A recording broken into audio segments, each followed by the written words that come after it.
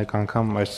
սուր տեղեկատվությանը մենք անդրադառնանք, որովհետև ստացվում է, որ Վարդան Օսկանյանի կինը բարեգործական կազմակերպություն է հիմնադրում եւ այդ բարեգործական կազմակերպության իրականացած ճակերտավոր բարեգործության արդյունքում տարեկան 120 երեխա, եթե անգամ ամեն երեխա միջինը 2 տարի գնա մանկապարտեզ, ապա ստացվում է 1200 դիլիջանցի երեխա 20 տարի զրկվել է մանկապարտեզ գնալու իրավունքից։ Այսինքն Վարդան Օսկանյանի եւ իր տիկնոջ բարեգործության արդյունքում 1200 դիլիջանցի երեխա ընդհանրապես 20 տարվա ընթացքում չի գնացել մանկապարտեզ։ Այս մարդկանց բարոյական նկարագիրը եւ իրանց իրականացած բարեգործությունների շրջանակը, որից Հայաստանի Հանրապետության քաղաքացիները մինչեւ կոկորտը կուշտ են։ Համաձայն եմ, պարոն Պապոյան, բայց հարգելի գործընկերներ, ես ուզում եմ մեր ուշադրությունը հրավիրել մի այսպիսի հանգամանքի վրա, որովհետև այո, այն որ մենք այսպես շեշտադրումներ ենք անում, այն որ մեզ այսպիսի շեշտադրումներ ենք անում, իհարկե դա որոշակի առումով ունի էմոցիոնալ կոմպոնենտ, որոշակի առումով ունի քաղաքական կոմպոնենտ, բայց ուզում եմ ասել, որ որոշակի առումով ունի նաև բարոյական կոմպոնենտ։ Ո՞րն է այդ բարոյական կոմպոնենտը։ Բարոյական կոմպոնենտը այն է, ինչը գրված է նոր կտակարանում, որը ասում է՝ մի դատիր, որ չդատվես, որովհետև ինչ դատով դատվես, ինչ դատով դատես, նույն դատով էլ դատվելու ես։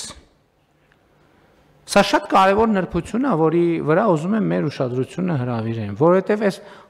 այս բոլոր համակարգերը, որ մենք ներդրում ենք, այդ բոլոր համակարգերը ներդնելը միայն նրա մասին չի, որ մենք ուրիշներին դատում ենք, այլ նրա մասին է, որ ինչ դատով ուրիշներին դատում ենք, նույն դատով մենք էլ ենք դատվելու։ Գոնե իմ ըմբռնումը այսպիսին է։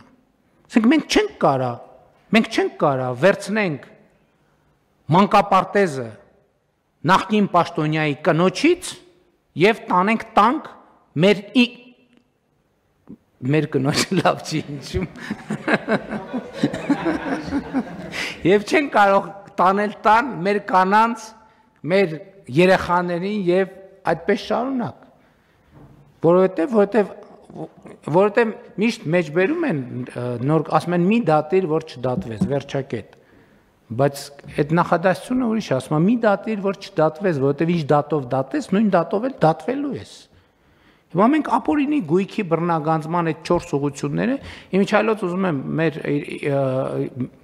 դե յուրե այդտեղ 4 ուղղություն կա, համայնքային շահ, պետական շահ, ապօրինի գույք եւ քրեական գործերի շրջանակներում բռնագանձումներ, դե մենք քաղաքականապես բոլորը անունը դնում ենք ապօրինի գույք։ Կարծում եմ դա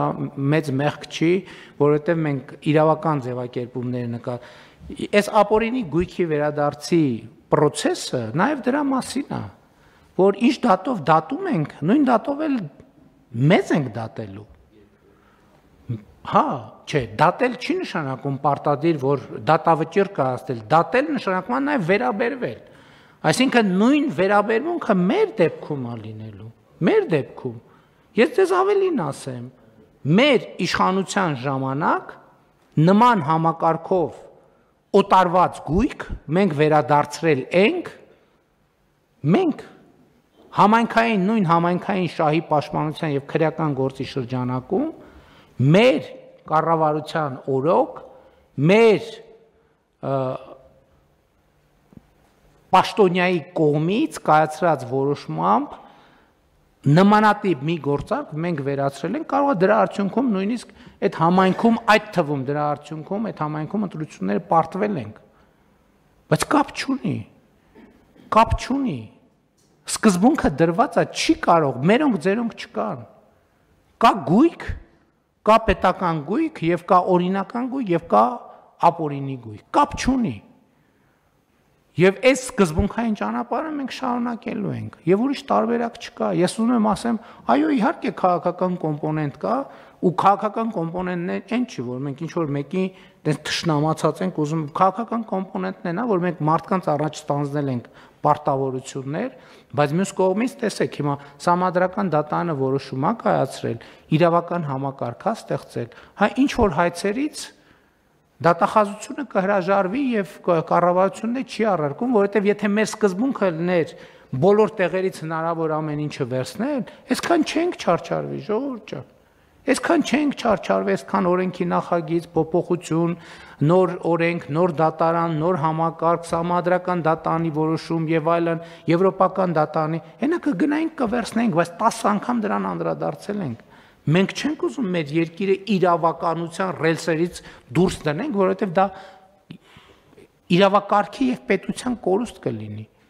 Բայց մյուս կողմից էլ մենք հետևական ենք, որովհետև այո մարդկանց առաջ ստանձնել ենք պարտավորությունը, այո ուշացումով, գուցե ուշացումով այդ համակարգը թափ է հավաքում